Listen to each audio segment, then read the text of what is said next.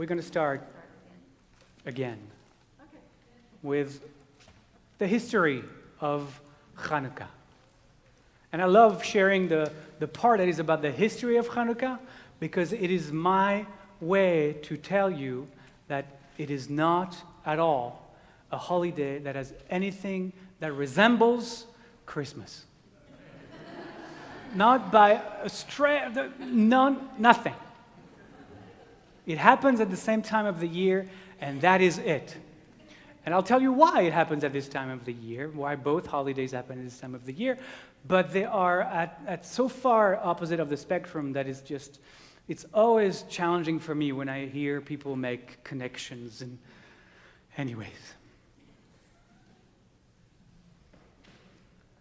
In the year 329 BCE, before the Common Era, Alexander the Great, emperor, king of the Greek Empire, began to conquer the known world, and conquered, as part of his advances, the land of Israel, in which the Jews, had been dwelling there for about 700-800 years already at that point. We had built our second temple already. And those of you who remember whatever grade that part of history was taught, since I wasn't raised here, so I don't know, that what came with the Greek Empire and its conquest was something called Hellenization. See, the Greek Empire believed that there was no need to kill all the people they conquered. There was no need to exile them. There was no need to do anything really to wipe them off the face of the earth. All that was needed is to bring the Greek culture to the land they conquered, because they believed that that culture was so incredibly attractive that naturally over decades and maybe a generation or two, the people that were conquered would assimilate to their way of life and therefore dissolve into the magnificent Greek Empire. And so when they first came in, they didn't do anything to us specifically after conquering us. They invited us, in fact, to share in all the great things that they were bringing to the world. They built stadiums. They built places for sports. They invented a thing called the Olympics. And sports was very important to them. And so they brought, wherever they went, they built arenas where there would be sports competition. They also had this thing called theater. And they built theater in Jerusalem, in other places of the land, and they brought to our people their theater, which was something, a novelty that was incredible. And they also brought with them their literature. They brought with them their philosophers. They brought with them their way of life, their way of dressing, their way of understanding the universe, the planet, the stars, their science. And we, the people of the book, the people who enjoyed literature, who enjoyed learning, were very, very, very attracted to that. In fact, in very short order, we started to dress like them. Some of us who found themselves in Alexandria in Egypt, because business was good, because there was expansion that was happening within the empire, started to even name their children after their conqueror. A lot of Jewish children suddenly became named Alexander. Can you imagine? Can you imagine, God forbid, Jewish kids being named Adolf? Like, can you imagine? But that's exactly what happened. We dressed like them. We took their names. There was such an adoration to the Greek culture that many of us started to forget Hebrew. The first translation of the Torah, it happened exactly at that time. It's called the Septuagint. And it was Jews who decided that because we were losing our people, we needed to have the Torah translated in Greek because our people lost Hebrew. It was an incredible time of immersion, and Hellenism was working really well. Our assimilation was almost complete. There was always a little group of, few of us that resisted. But really, look at us. How we're dressed, the language we speak, the Hebrew we forgot. Sounds very familiar, right? Where's the line between assimilation and preserving our own identity, our own way of life? And that was a real struggle during this time. A real struggle, as you can hear. But then a king arose in the little corner of the empire where we were dwelling, who knew no Joseph. I know it's a different holiday, but it's really, in fact, what happened then. This guy who took over from somebody else, Antiochus, decided, and the year was, give or take, at that point, about 165. We had been under, by the time Antiochus come to become the ruler of that part of the empire, we had been under Greek rule for 160 years. You have to understand, it's been generations. And because it's been generations, this new ruler of the land, Antiochus, decided it doesn't look like it's really working Hellenization with those Jews. We need to ratchet up a notch. Maybe we need to coerce them instead of trying to assimilate them into our culture, because they're still doing their thing. They're still studying their Torah, circumcising their boys. They're still doing all kinds of Jewish weird things, and they haven't really become part of us yet. Resistance wasn't futile, it seemed. And so Antiochus is going to make a huge mistake. He's going to start to alienate us. He's going to start to have, things called, it wasn't called that at the time, but it was like Nuremberg laws. Things that Jews were no longer allowed to do anymore. Things that were not going to be satisfying him as far as ushering in our disappearing. And so he banned, for example, the study of the Torah.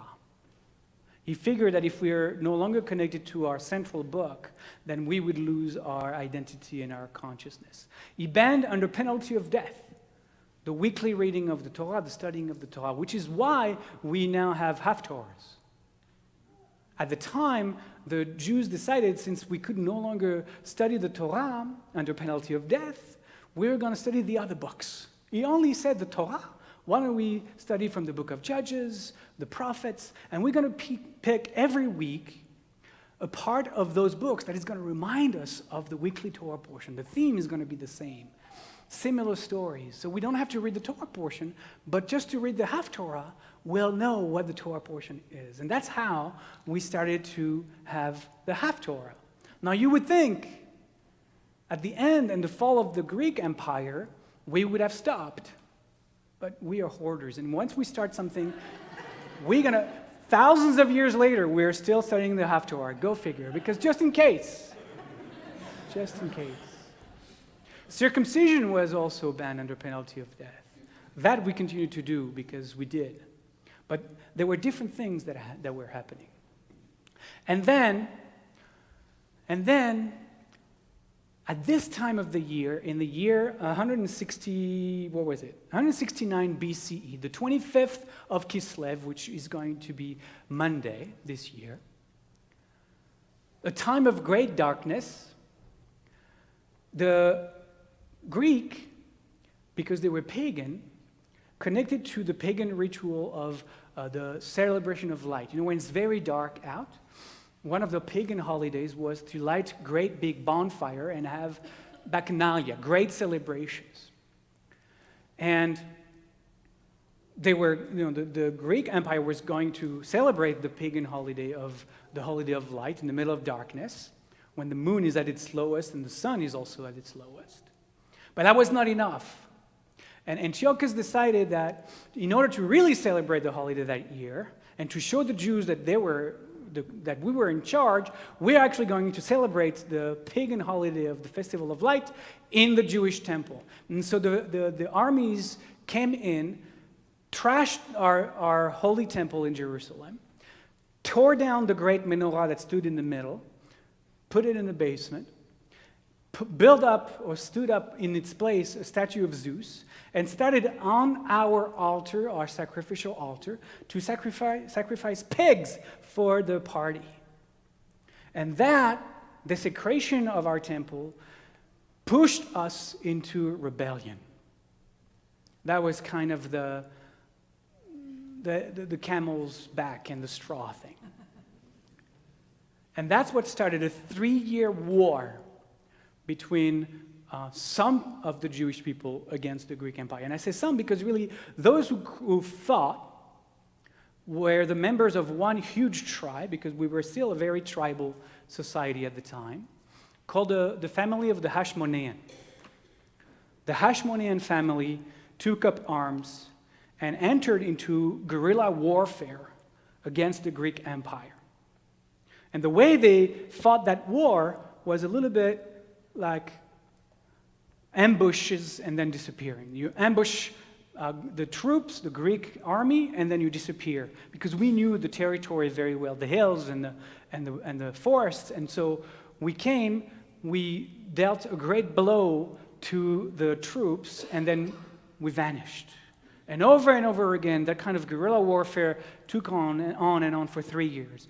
And that kind of coming out, hammering at the troops, and then disappearing, hammering, disappearing, hammering, disappearing, gave the Hashmoneans their nickname. This nickname that means hammer is Maccabee. The Maccabees are the hammerers. That's what they were known to do. And for 3 years, they're going to hammer at the troops. And eventually, miracle of miracle, win the war. Chanukkah is a celebration of war, of winning a war. See where that is compared to Christmas? A military victory against an oppressor that we, a minority, managed to overtake. And so we climbed back up onto our Temple Mount. We cleaned everything that had anything Greek in it. We put our Chanukkah, our menorah, and then somehow the Hashmonean waited until it was the anniversary of the date of the desecration of the temple to actually have the ceremony of reconsecration, rededication of the temple on the same day, the 25th of the month of Kislev. It's interesting, it's the 25th, right? And 25th of the month of Kislev. And the 25th of the month of Kislev, in 166, there was a great rejoicing, a great party, probably something connected to the Festival of Lights as well. We'll talk about that in a little bit. And we rededicated our temple to Jewish worship and our freedom and our independence. And the word for dedication or rededication is Chanukkah.